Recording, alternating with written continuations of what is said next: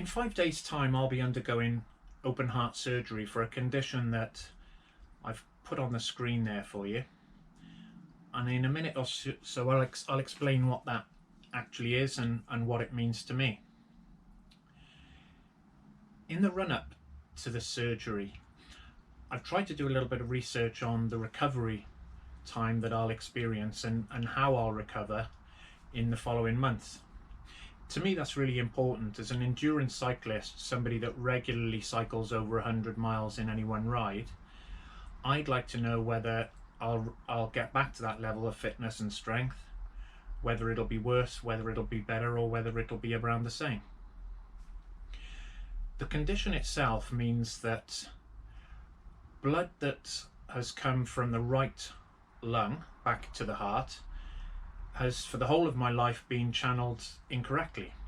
It means that instead of going to the left atrium in the heart and then pumped around the body as oxygenated blood, it's been returned to the right atrium and in turn has been returned as oxygenated blood back to the lungs.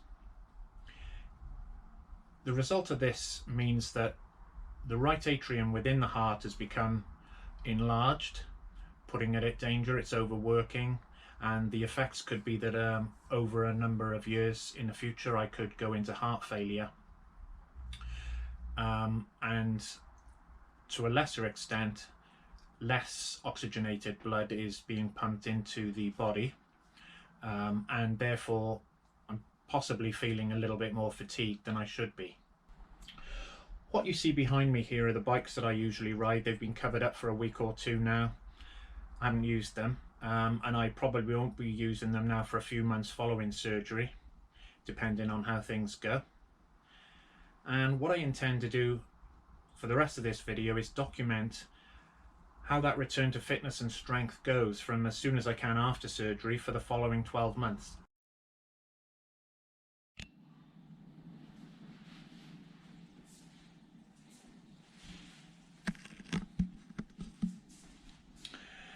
In less than 10 hours, I'm under the knife.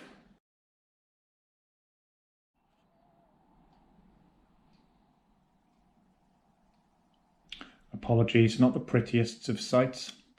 That scar is exactly 7 days old now. 1 week.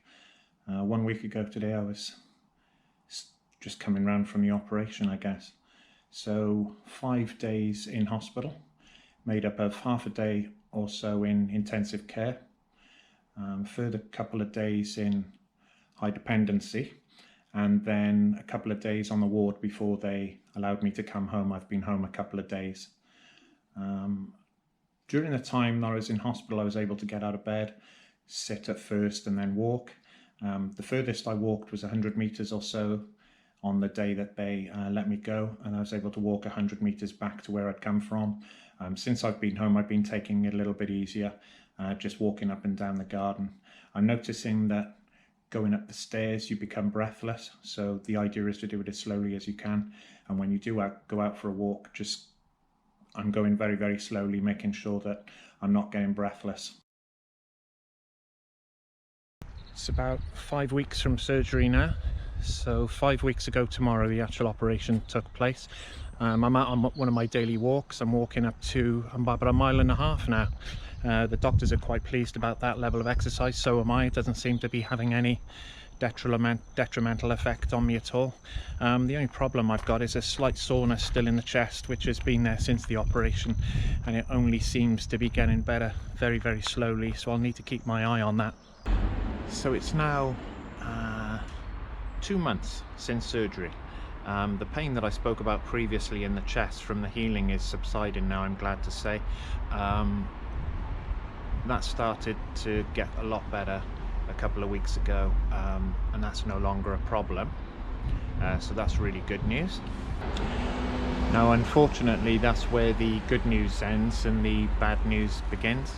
A couple of weeks ago I woke up with a very high heart rate, around 140 beats per minute, which was a bit worrying, and it didn't go down. Spoken to doctors, and the doctors said that it was something called atrial flutter, So I had to go into hospital and get that looked at. I was in hospital 4 nights. They're controlling the condition with drugs, which is great. I'm home now, everything's fine, but unfortunately I can't get this fixed for another month at least, while I'm on blood thinners and while they, as I say, control the condition with drugs. So to be honest with you, this has chucked a spanner in the works. It's now 14 weeks after surgery. I went to see the doctor this week, who gave me the great news that the heart flutter that I was suffering from seems to have gone away on its own. So he's ordered me to get some exercise in, get out on my bike. That means I need to get the dust sheets off this thing and get out there on the road.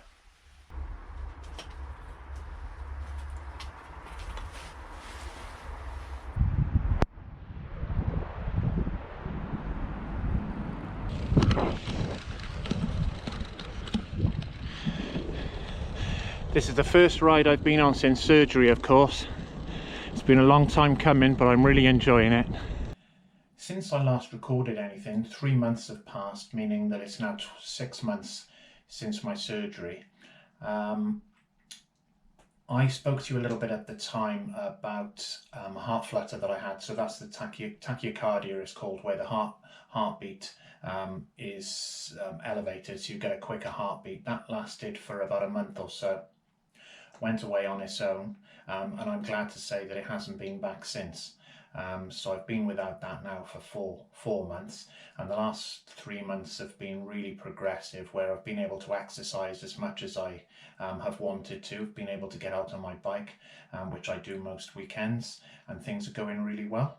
So what all of this means is that I'm now in a great position to be able to challenge myself, if you like, and to do what I said I would do at the beginning of the video and try and measure the level of performance against the performance that I was able to attain before the surgery.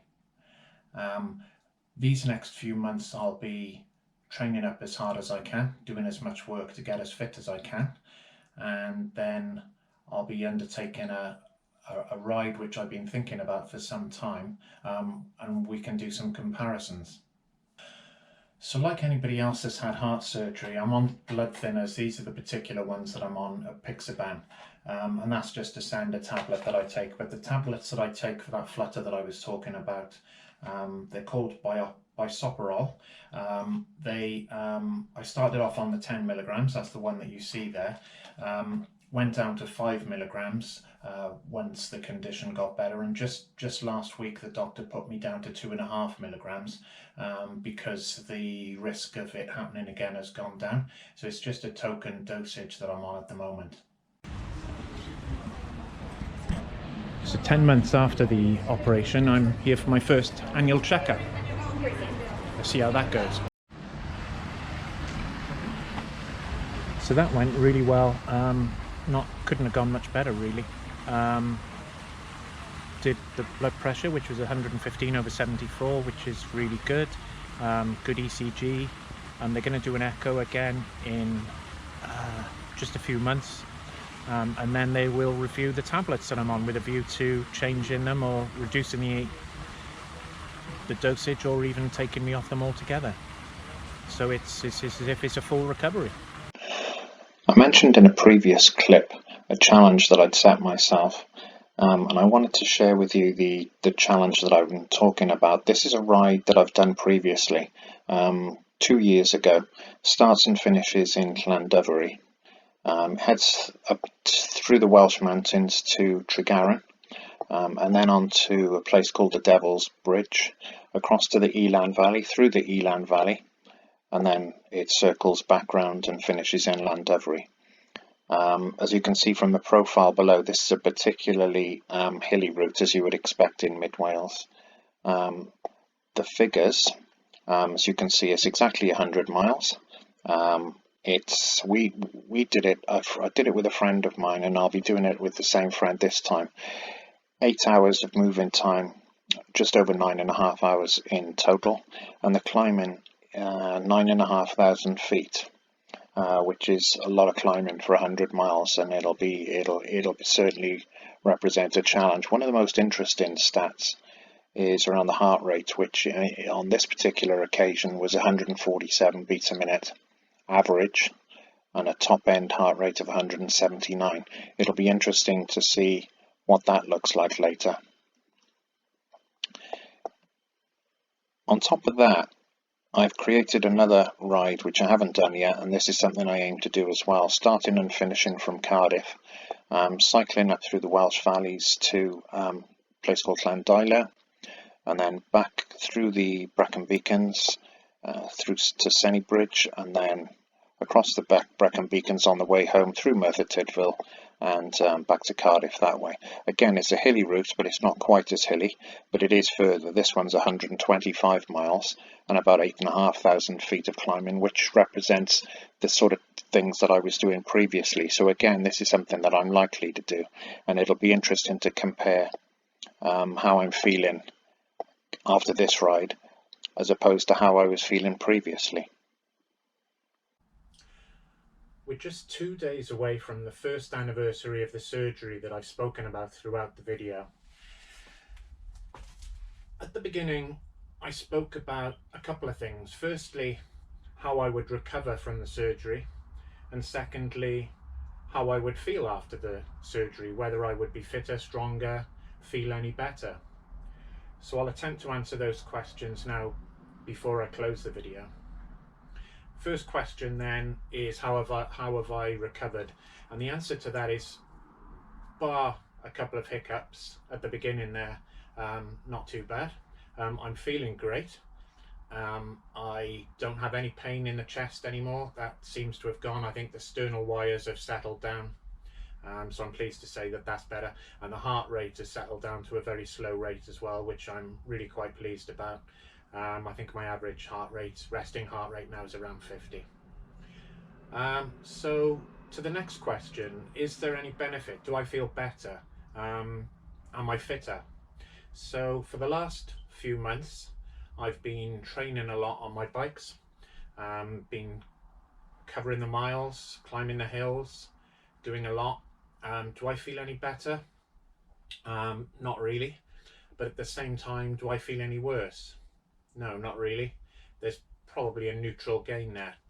I spoke about a couple of challenges. The one challenge that we were going to do, a friend and myself, we're going to ride around the Elan Valley. We've had to cancel that because weather conditions are too dangerous to do it. It's too hot. We were going to do it this weekend. But we did manage to do the ride to Llandilo that I spoke about and covered 128 miles. There and back again just last weekend, and got that done very well, and I felt really good after that ride as well, so I'm pleased to report that. As a mark of the first anniversary, I'm going to do another bike ride overnight this time to avoid the heat, from London to Cardiff. It's 168 miles, and I'll be diverting my route to Bristol, where I'll pop into the hospital and take a few photographs, etc., just to sort of, like I say, mark that anniversary. So at this point, after 13 months in the making, this video, I'll close it at this point and say goodbye.